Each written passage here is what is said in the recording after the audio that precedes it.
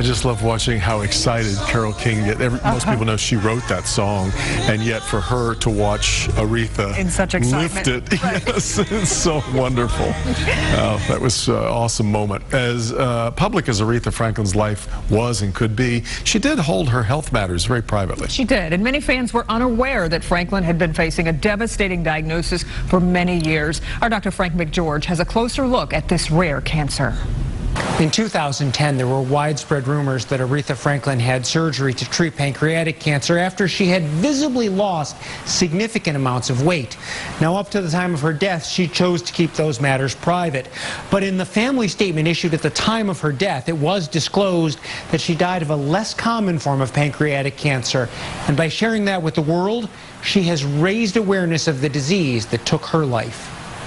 When a celebrity raises this issue of a cancer that they have and people are aware of it, it just helps. Karmanos Cancer Institute Dr. Philip was one of the doctors that cared for Aretha Franklin. He specializes in treating the uncommon cancer she had, neuroendocrine pancreatic cancer. Now, for privacy reasons, he can't discuss the specifics of her situation, but he did sit down with me to discuss what sets this cancer apart. The two types of cancers that we see in the pancreas, one is called an adenocarcinoma. That's what we call the common variety type of cancer. That's the majority of the patients who suffer from pancreatic cancer. And that type of cancer, unfortunately, is the more aggressive one. The other type of pancreatic cancer is a neuroendocrine variety. And these tumors tend to be less aggressive. So patients with pancreatic neuroendocrine tumors do tend to live longer. Here's the simplest way to think of it. The pancreas does two main things. It makes digestive enzymes and it produces hormones like insulin. Cancers that come from the digestive cells are the more common, more aggressive, and more deadly ones. Cancers that come from the hormone-producing cells, the neuroendocrine cancers like Aretha Franklin had, are less common and less aggressive. The point about the neuroendocrine tumors is that they are fewer in number.